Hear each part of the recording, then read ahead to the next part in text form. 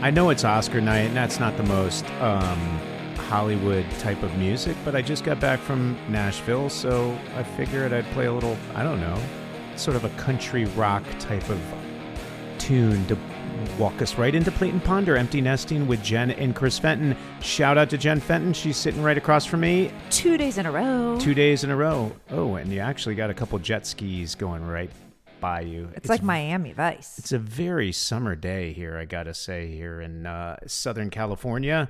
And it doesn't feel a lot like an Oscar day. It feels like something you would, consider you're in maybe June or July right now. You know what? It's almost like Christmas in Los Angeles. It's either so hot where you are sweating balls and you turn the AC on, right, as the rest of the country is sitting there in snow and frigid temperatures, or the Oscars are freezing and raining and everybody is worried about how they're going to, keep their dresses and their hair and their makeup. There's no in between. And I think we veered towards the first one. Like, it is sweltering hot. I bet Hollywood right now is, I don't know, what's the temperature? Can you look it up? I will look it up. While you continue to banter here, let me do this. Can I banter with myself? Yes. Or is that totally just like doable. A monologue? It looks like it's 84 right now. All right, in it's gonna get Hollywood, a little toasty, hotter. and especially when you think about the tent and everybody on the carpet and all the people, it's gonna be a hot night. I feel badly for the guys in tuxedos, right? The girls are at least mostly sleeveless, and while the dresses are heavy and large and cumbersome, I mean, you're not head to toe covered like you would be in a tux. True, but it is a dry heat, so maybe that helps a little bit. It helps with the hair, right? The ladies won't have issues with their hair. Well, we don't have any frizz, right? Right. You don't have the humidity from that. Exactly. And then it's a dry heat, so maybe if you sweat it evaporates quickly. It is supposed to be even hotter as the week goes on. I think we're going to break all-time records for the next something like 10 days. They're calling it a heat dome. Versus a heat wave, what's the difference? A heat dome must be the new trendy word that the yellow journalism, let's get clickbait type of thing occurs in mainstream media nowadays. We're calling it heat domes. Well, I think it's going to be a heat wave. I will be in an office that will be air conditioned. Do you know what? I'm always cold in my office that they actually bought me a little space heater. And I'm telling you, you're going to laugh. I run that thing probably from like 7:45 a.m. until 3:15 in the afternoon. It is like it's almost like white noise. Yeah, although can't you picture that for me? I do feel like every once in a while you do get hot nowadays, so Well, that's a new thing. I think you're referring to perhaps premenopause. Oh, maybe. I don't know. I don't know exactly what those symptoms are, but I will say that every once in a while you go, God, it's hot, and I go, does that mean we get to put on the air conditioning? Yes. Like Yay! last night you turned on the fan in the middle of the night, and I was very happy about that because I got a little hot. Yes, it's not often that you go, ooh, the fan is on and the air conditioning's on, and we get to put it at 68 degrees. No, more often than not, I'm like, close the window, it's so cold. And I'm Yes. sitting here in a cashmere sweater and my Ugg slippers and sweats. I veer on the colder temperature wise. So maybe when the change happens and I actually start having heat flashes, perhaps I'll be at a normal temperature. Well, the funny part is that, Kaylee Fenton is actually texting me to say that it's that time of month for her college allowance, I guess. Sorry, we're podcasting, Kaylee. You're not getting your money on a Sunday. Well, no, she's also excited because she was invited to go to Costa Rica with very good friends of hers. And she's going to go. And she's going to go for like 10 days over the summer in between work and summer school and volunteering at the crisis hotline. So I'm excited. Yeah. And we also said, if you want to go, you have to pay for it. So are you going to get enough work in this summer to figure that out? No, I mean, I did say that. It's not a free ride situation. But so. she's, you know what, and to her she's credit, very responsible. She's very responsible. But hang on, what I also want to say to her credit, because after that conversation, she's like, Mom, Dad, like I've been working since I was, 12 years old. And she has saved money. She has worked. She does like to contribute to things. So she's very responsible. Oh my gosh! Remember their first entrepreneurial business was Twins on Bins. Twins on Bins. And it was a really good idea. It was during COVID, and they went around and they dropped off flyers while wearing masks outside and keeping that healthy 6-foot distance, because that's what we did, and we were all cuckoo crazy. And they offered to take trash cans out before the trucks came for collecting it. Right. And then they would do the return, meaning that once the trash cans were dumped and empty, the kids would bring them back into the designated spot that the trash cans were held. And they did a great job. I think they made like $13 a month. Well, I mean, no, they did really well. And I think Kaylee was the one that sort of did more of the lion's share of the work and organizing, and Dylan sort of rode off of that, except Kaylee felt bad asking people to pay when their payment was owed. So Dylan was the one that had to, crack down on the invoices and make sure that the outstanding receipts were paid. You know what, though? That's a partnership. Sometimes It you have a is. front of the office person and you have a back of the office person, and it works out Well, they beautifully. call it a hatchet man, I think, was what Dylan was playing. Well, wait, isn't a hatchet man when you fire somebody yeah, like but George I mean, Clooney? the guy that had the, he had to make the hard calls and like say, George you Clooney have to in, pay. what was that movie, Up in the Air?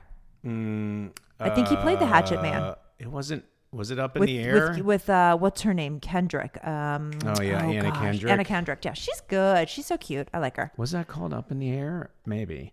Anyway, well, what else did we want to banter about before we get into the serious topics of like Oscars and Iran and various other things? Well, I think we just go straight into the Oscars because I'm really excited to watch the pre-show. I'm really excited to see Connor Stories, who is one of the actors from my show, Heated Rivalry. He has been like head to toe dressed in Saint Laurent. So I think he's probably going to come out in something similar. I believe for the Globes, he was decked in jewels from Tiffany's. So I'm excited to see that one. You know who else I'm excited to see? What? Timothée Chalamet. Like, he can go kind of a little weird, and then sometimes he can go super classic. So I'm curious to see what he pulls out. I hope he wears something like he would wear on college football game day on ESPN. I will say it's interesting because, I think a lot of people, when they know people in the movie business or whatever, they assume that everybody in the movie business is at the Academy Awards. I can admit that I've only been once, mainly because there's only so much business you can sort of do when you're at the Oscars. Obviously, if you're nominated for an Oscar, you're going to sit there and you're going to want to get, essentially be there to hopefully have your name called and go up and accept the award. Although I have never been nominated. I don't think 47 Ronin or Waiting or... No, I think you missed the mark on that one. Chappaquiddick could have had a shot, but blockers, various other things. But anyway... what's interesting are the parties, so there were many years where it was... We did some of those fun parties that lots of parties, and the Golden Globe parties I think we've talked about are fantastic too, or they used to be before the Golden Globe sort of lost a bit of its luster. But the Oscar parties, you would literally spend like a month leading into the Oscars to make sure you were on all the big party lists and you were able to go. I thought you were talking about the month leading up to the Oscars, so your face wasn't puffy, your body was in tip-top shape, you had the waxings, the manicures, the jewels, the dresses, the shoes, the purses. That sounds like a female thing more than a male thing. Okay, sorry. I don't think I was that worried about it, but... Boy, we did do quite a bit of, when we were married or together, we went to quite a few interesting Oscar night celebrations. I think the greatest one we did together was probably the Night Gladiator one. And well, I that was we talked about it. did, and that was just such a special memory. Well, because it was it was in Russell Crowe's villa at the Bel Air Hotel, and thank you, Ashley Franklin. Yeah, Ashley got us into that. Well, she got you into it, and then I almost got beat up by a bunch of rugby players who were the bouncers there, and then they found out that I was supposed to be there. So that was pretty good. But it was literally, I think, maybe 55, 60 people there, and you and I were probably the only non-celebrities. So it was pretty wild. Really cool. Yeah. It's pretty wild. So anyway, well, what do you think about, I mean, tell me a little bit about the Oscars overall, because I know you geeked out on it a little bit. And well, this is something that growing up we used to do, right? My mom used to have on E! All day long, and we would watch the arrivals, and of course you would critique and you would comment and you would ooh and ah, like, oh my god, I can't believe she's wearing that, whoa, oh my god, who's she with? Like when Jennifer Gardner and Ben Affleck broke up, like that was a big one. And so you would watch it, and we would have an early dinner, and we would be eating dinner, watching what was happening, and you watched it live, and it was 3.5 hours. Then the programming would go to the In Style or the Governor's After Party, right? Depending on what news station you were watching. So to me, this is so reminiscent of growing up that I have to watch it. The Golden Globes, I don't always, but the Oscars feel very much like I have to. So yeah, I mean, I do geek out a little bit. Although one of the issues, though, let's admit it, that the Oscars, and they're trying to fix that a bit. I mean, with F1 nominated, that's a start. And I would say probably Sinners too, and a handful of others. But there has definitely been a disconnect from the audience that craved watching the Oscars and craved Hollywood content and the people inside Hollywood itself. Well, content is just different right now. Well, we've talked about that. There's a bubble around Hollywood where people literally sometimes get a little too full of themselves, or believe that it becomes a political agenda, or they can just make super avant-garde art films and everybody else will digest them. And as we've seen, this Hollywood ecosystem is and I've talked about it a bunch of times, it's very ill. It's not in good shape. It's downsizing and trying to get people back into loving long form storytelling, like movies, like going to the movie theater to see them, is a very tall task. Well, it is, but I also think you need to pull back and do more films like the F1 versus a political statement. I mean, people are so, I think, sick of it being thrown in their face and it being so divided that having just pure entertainment. I mean, I'm looking at the nominees for Best Picture this year. I mean, you and I loved F1. Loved F1. Right? I mean, it was we phenomenal. We went to IMAX. We went to IMAX. We went with my office. dad, and we were sitting almost in the front row where we're like, oh God, is this going to be a bad idea? And it ended up being the coolest idea because you felt like you were in the car with Brad Pitt. Yeah, and Brad Pitt so cool. was just so cool. And it was those seats that move, Yeah. right? It was really cool. But going back, can I go back to the nominees for this year? Okay, so Sinners, I mean, that's probably one of the big name movies. I took, who did I take? You I took think Kaylee I took Kaylee and Dylan, and I think some of their friends to IMAX. Yeah. Thank you, IMAX, for letting our family come see films Yeah, at being your on that studio. It's guest pretty cool. list is pretty nice. So Sinners is probably one of the big names. I'd say another big name is One Battle After Another. I thought it was okay. I feel badly saying that because it's getting such critical acclaim. I thought it was fine. Well, going back to Sinners really quick. I mean, Sinners to me is Dusk Till Dawn, the Robert Rodriguez. I had no idea. I actually Tarantino. thought it was scarier because I don't like scary That was George movies. Clooney, by the way. No, I know, and I really liked that movie. It was George Clooney. It was Penelope. No, was it Penelope? Oh gosh. Dusk Till Dawn. We'll keep talking I because I'll forget. look Okay. it up. Anyways, I didn't know that it was Dusk Till Dawn with Michael B. Jordan, who's another one that I really want to see arrive. He is a very handsome man. I remember watching him in Friday Night Lights and thinking, God, this kid is going to be a movie star. And he just lights up the TV or lights up a movie screen, much like the Denzels, much like a Brad Pitt. There's just something so beautiful to watch. Anyways, so you've got Sinners, you've got One Battle After Another. Juliette Lewis and Harvey Keitel. Okay. It was actually written by Quentin Tarantino and directed by Robert Rodriguez, which was interesting because Robert Rodriguez also directed the Spy Kids movies. So there's quite a difference in tone. But Sinners, I mean, I'm not saying Sinners was like a ripoff of it, but it was very similar. But what Sinners did that was spectacular was, it was a very interesting cast of characters. It was the music was very explosive and original and genuine, and the way they merged the music into the story, I thought was quite spectacular. And quite frankly, I would probably say it would be the favorite to win, I think, tonight. Sinners? Yeah. Oh, absolutely. I don't even know. Hamnet has been getting a lot. I mean, I've been hearing Hamnet, but I actually have no idea what it's about. Sentimental value. I didn't even know that was a movie, and I didn't even know that it was on the Best Picture list. Well, and let's talk about F1 for a second, because if F1 actually, think about the Titanics and the Gladiators. Although I guess if Sinners wins too, that would make the argument that you can win both an Oscar and be hugely commercially successful, because Sinners was. One Battle After Another was not. I mean, it did okay, but it cost $1 gazillion. Well, that's because there was a lot of people in it. Yeah. You know who was so good, and we talked about this before? Sean Penn. He was really good in that movie. Yeah, I can't tell if I think it was just such an odd, weird character. That's why I liked don't it. know exactly. You know what? We just saw Sean Penn on that Charlie Sheen Netflix documentary.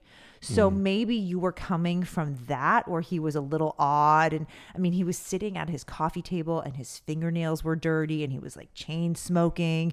So maybe you're coming off that. Well, I just didn't.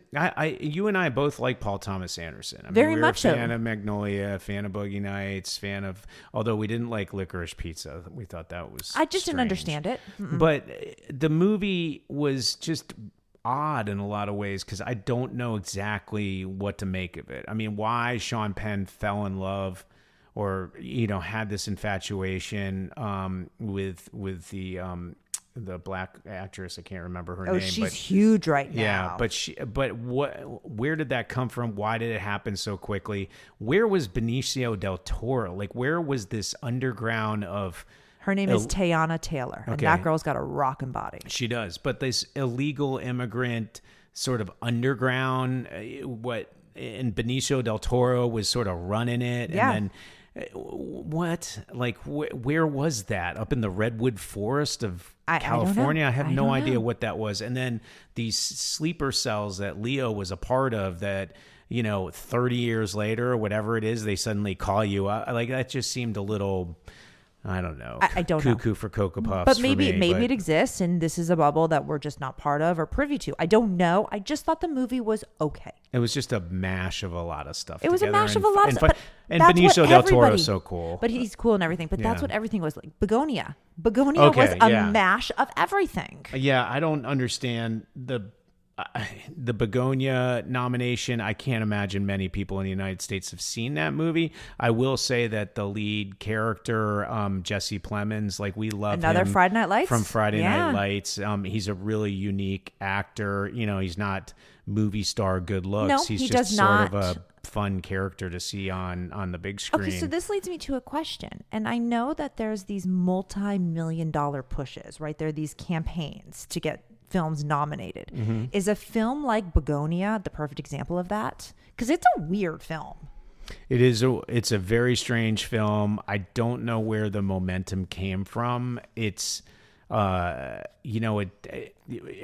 obviously from the title, it doesn't really say what it's about. So I don't know if just the average person would stumble into a movie theater and see that movie. It's just, it's interesting. It's very, I feel like it's an insider Hollywood flick that would do well on the coasts, but the rest of the country would be like, what is this? Okay, so speaking of insider Hollywood, you hear about whisper campaigns, right? That is so inside Hollywood. Well, you told me you went down a bit of a rabbit hole on all this. So tell me about it. Okay, so the whisper campaign is really when negative rumors are spread about a competing film or a competing, best actor, best actress, something like that. Right. And some of the films that were provided as examples are films that we saw and loved.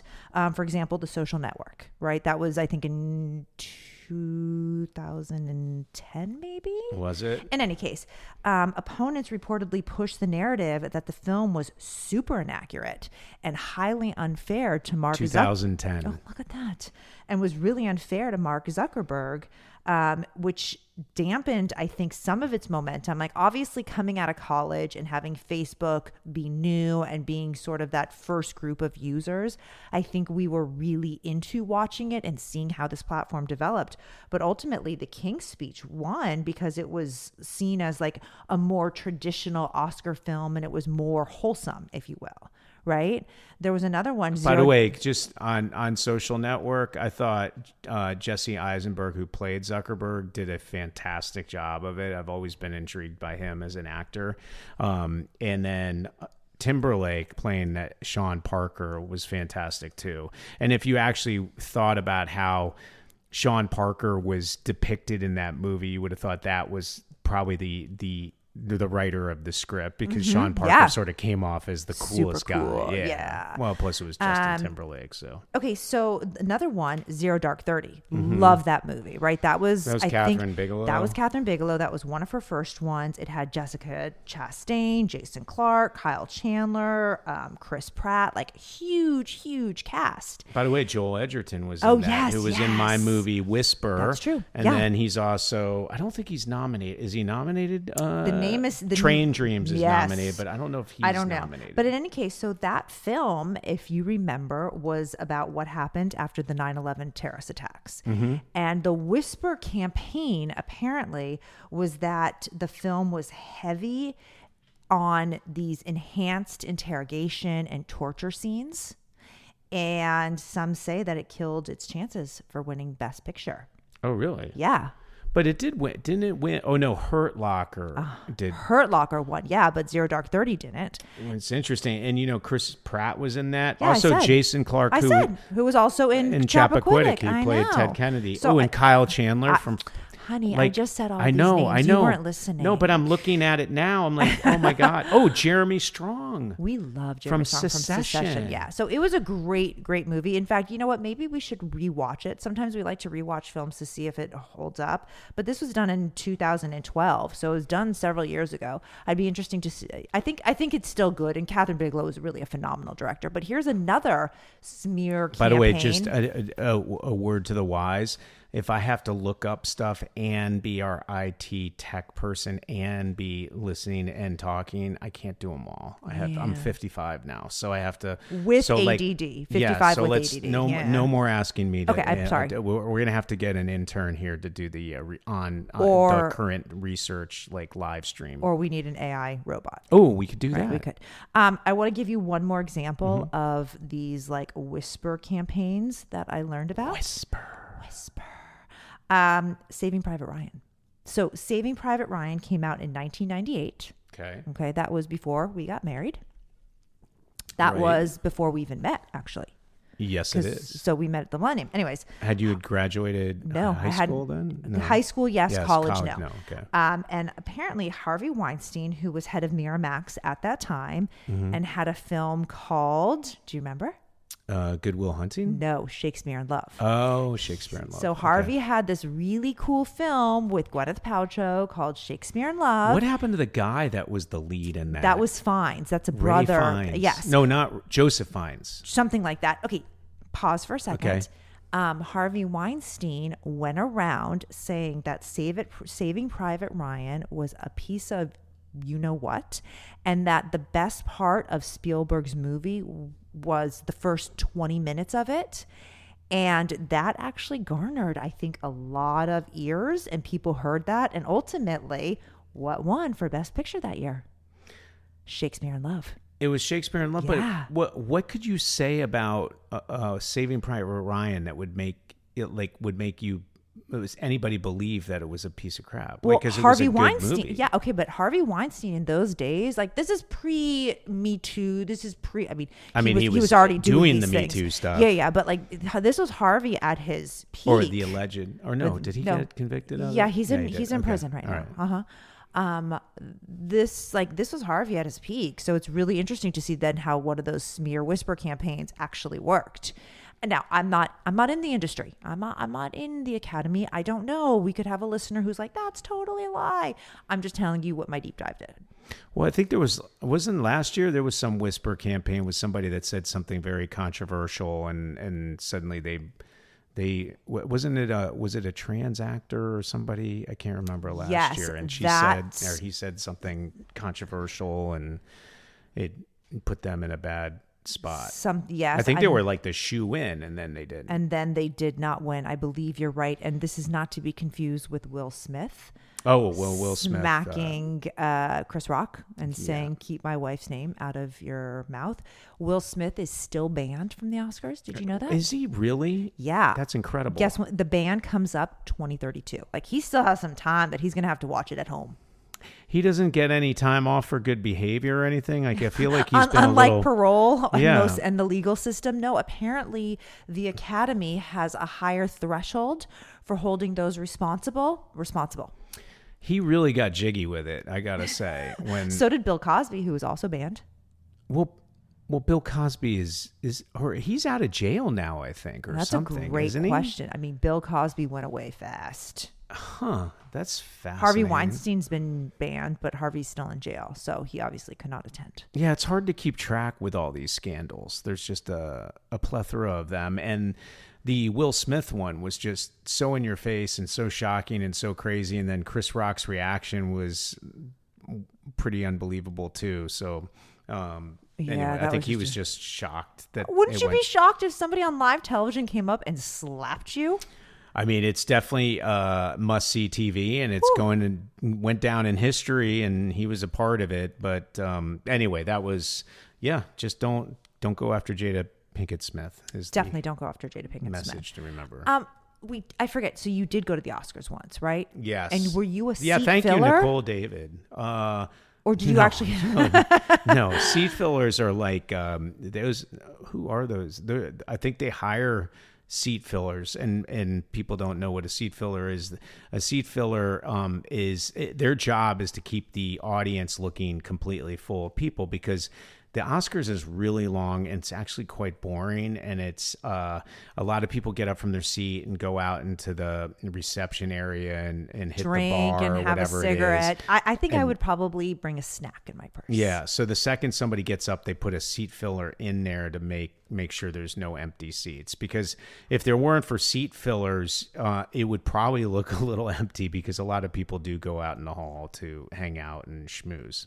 And then, okay, after you go out and hang out and schmooze, isn't there an engraving station? So when you win your Oscar and you hold it up and you're like, oh my God, thank you to my agent, thank you to my kids, thank you to my wife, you better thank your wife. I'm just letting you know. Like, if you don't thank me, I think I'm going to be really mad. Yeah, I don't know if I'm in the business of making movies that. Okay, well, we're just going to put it out there. but- If you get nominated and you win, I hope that you dedicate a lot of your speech to me. By the way, what if the podcast is nominated? Then you and I both have to thank each other on stage, and that'll be it. I just want to thank Jennifer Fenton, and then you go, I just want to thank Chris Fenton, and we'll be done. No, we'd thank the kids. We'd thank Flynn. Did the kids do anything? I mean, They just, do. it's like pulling teeth to get them on this thing. I know, but I think we would thank them. We should. I That's the think I appropriate would. thing. I would thank Hudson Waldorf, because he gave us a lot of downloads. His episode was very good. What about Phil Brocken? That's like Phil Brodkin's episode. The Brodkin episodes are very good. and he's kind of too. like a producer, but an unnamed producer. Yeah, he gives us a lot of feedback. Feedback is good. Feedback Good culture is constructive important. feedback. But in any case, so Actually, your dad should be thanked too, because he does gives give us feedback as well. Yeah, come so to there think you of it. go. I Huh. mean, we should. So Maybe we should start putting together that thank you list. I think we should start writing. We should write our acceptance speech now, just so we're ready. I like that. I like to be prepared. But in any case, when you win, like, it's just a blank Oscar, right? And then don't you get it engraved kind of at like a station next to the bar? I am definitely not an expert on that. I don't know. I've never had it done. So I will tell you when we win our podcast, I'll be the one. If you're busy talking to people, I'll take our Oscar over to get it engraved. Where I'll would you figure put out your what to do. Oscar? Where would I put the Oscar? I have Dylan's first college goal ball over there. I'd probably put Would that the get Oscar replaced? next to it. Next to it. Okay, so you're Yeah. not replacing the goal ball. No, the gold ball has to stay there. That's really cool. Yeah, so I think the Oscar statuette, is that what they call it? The statuette.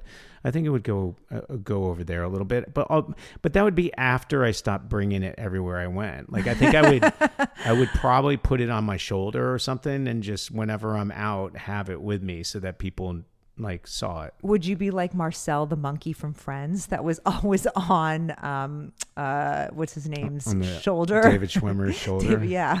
Yeah, I guess that would be sort of a good thing. And then once everybody knows I won the Oscar, then I could probably put it away and just take it out occasionally. You know when you do news or you do podcasts or you do features or even articles like the TSA line that you were recently in, do you think you would change sort of your description from Hollywood expert, China expert, USC professor? Would the first thing say Academy Award winner? Yeah, I think so. I think they might even say Academy Award nominee too. Oh. So all we need to do is get nominated. Yeah, I do think you get a lot of props just as a nominee. It's kind of a big deal. It is a very big deal. Not many people are, it's very rarefied air. It's very rarefied. And the people that do get nominated, they get these crazy, crazy swag bags. And that wasn't always the case. They used to have gifting suites. Do you remember when you were at William Morris and those gifting suites? Yeah, what happened? Well, first of all, the gifting suites, I think they figured out it was about, I think you ended up getting, there was a couple years where the jewels got really expensive, right? So and they like did it was trips? I think it were normally like you got like $35,000 worth of real hard gifts, right? But then there was a couple years where Winston's or somebody had something in there and it was like $75,000. And then what made everybody upset was eventually the IRS came after people and said you have to pay taxes based on those gifts, and that made everybody upset, and it made it seem like they weren't really gifts, they were more like compensation. And I think they've been brought, they've been scaled down. Yeah, so they've been scaled back. Apparently, per my research, that the nominees in sort of those big categories, your best picture, your best actress, your best actor, things like that, they still get these pretty extravagant swag bags, if you will. The presenters who used to get those same baskets, that's been scaled back a ton. So they still get something. They probably get a bottle of champagne, they get some chocolate, maybe they get like a gift certificate to, I don't know, Gucci to buy their next suit. I don't know. But it's not as elaborate as it once was. Well, the reality is that anybody that's nominated in one of the high profile type of I would say actually any nominee could probably get a free outfit from somebody, for sure a loaner outfit, but like I would say a free outfit also, as long as they're in some sort of category where they're going to have step and repeat exposure and the ability to like have social media presence as far as, what are you wearing? Oh, that's interesting. You're wearing a Versace, blah, blah, blah, blah, blah, and they're allowed to repost and repost and repost. I think for the actors or the big name directors or producers, they can actually get paid to wear certain things. So it's an interesting sort of give and take as far as the Oscars. It's not as the profile of it is prestigious, but the audience has definitely dwindled over time. So it's a question of what the marketers think they're getting out of it and what they're willing to do. But there is a real opportunity to push product, push sales because of what people are wearing at the Oscars. And if they promote it right, it actually can convert into real revenue. Well, the arrivals are starting. I am looking at Women's Wear Daily, and I'm starting to see some pictures like Alicia Silverstone. Wait, Alicia Silverstone? Yeah, she's there. Jesse Palmer's there. Wait, is Alicia Silverstone in something? I don't think so. No. She's just there because of... I don't know. She got invited. Oh, okay. But... Well, that Aerosmith video, she was fantastic. And what was the other one? Clueless? The Clueless. Fantastic. Yeah. That guy from what's his name? Ken. Oh God, Watanabe? No. Give me a hint. And by the way, he can't be that big as. Wait, what movie Ken was he Jeong in? or something. Yeah, what movie was he was in? Hangover. Yes. Yeah. So he's arrived. I mean, he's wearing a basic black suit. It's fine. Right. I don't Well, know. but that's sort of what you want to. I mean, I don't know. It's hard to imagine showing up in something other than a classic tux. But You never know. yeah, you do. Oh, never Mario know. Lopez is there. Mario Lopez. Well, he's probably there covering it, right? He's wearing, it almost looks like a dark gray suit with black lapels. I like it. It's different. And Mario, we had his son in Bad Counselors, which is coming to a theater near everybody very soon. Oh, look at that segue that I just happily provided It's you with. pretty good. So, what's interesting is all of this is happening during Oh, the my back- boy Hudson William, another one of the heated rivalry. Oh. He's there. He's in all black. He looks handsome. Wow, those guys got famous fast. Oh yeah. Oh, Okay. oh, yeah. You have Should to we do talk it about? as- Should we talk yeah. about Real World? Yeah, well, I was just going to say one of the backdrops of the Oscars, and we talked about the losing of audience, but on top of it, the downsizing of Hollywood is a sort of a bit of a downer backdrop to all this Oscar stuff. In fact, a lot of the parties have been sized, various other spending around the Oscars, what people are doing. It's much more sort of subtle. It's not in your face as much, mainly because of all the consolidation that's occurring and all the jobs that are getting lost. So that's something that I wouldn't be surprised some people will talk about in their acceptance speeches. I wouldn't be surprised if somebody makes a statement about how Warner Brothers Discovery shouldn't get bought by the Ellisons and Do you really think that that's going to be it? I actually think Iran is going to be more of a topic than there's- Ellison buying a studio. I think there's a good chance that Ellison and the purchase of WBD comes up. I think there's a good chance that the upcoming union strikes are going to come up in terms of things. In fact, what's even crazier is that the Writers Guild of America employees, the staff that work at the Writers Guild of America, which is the union that represents screenwriters and producers who write on TV and film, they're all on strike right now. So I wouldn't be surprised if somebody says something about that. And then, of course, we're at war right now. And that is unbelievably hard to not think about and hard to believe that no one's going to say something about it. I mean, I was even at our local church this morning. Pastor Brian Boz, who's been on the show, he talked about it and prayed about it at the end of his sermon. This is something that is touching us all. It's obviously really touching our servicemen and women. It is obviously really affecting people in the region and then people on the ground where the shelling and the actual war is occurring. It's a horrible situation. We're all praying and hoping for this to resolve itself quickly. But you agree with why the U.S. went in?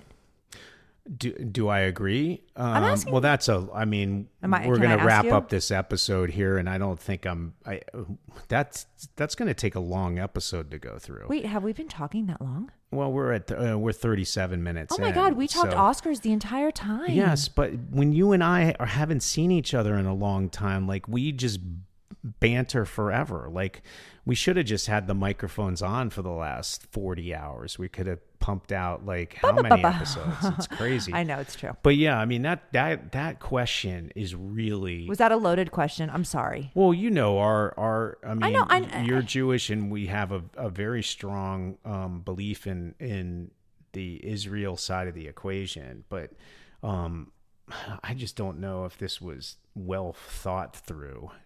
I think only history is going to tell us exactly whether this was smart and well strategized and has a good outcome or not. And I'm hoping that all the critics of it will be proven wrong, because it will look great when we look back at it.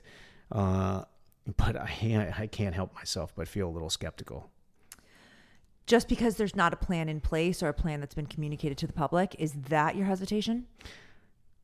I don't know. Maybe it's 50. I'm 55, and I just, I feel a little bit jaded to the fact that there's been a lot of incompetency over the years in various parts of the system that I believed in so much. And I'm hoping that incompetency is not a part of this war, and that there is a really strong drive and strategy and initiative and ability to get this thing resolved quickly and essentially accomplish whatever the actual goal of it was, because it's still unclear. Like, is it a regime change initiative? It seems like it's not. Well, is it's it not if the supreme leader, Right. or I mean, last week at least, the supreme leader's son was appointed. So that's not a regime change. There's nothing different there. I mean, the one thing that I do wonder about is, like, if you look at, obviously it's one thing to hit military bases and go after the government and try to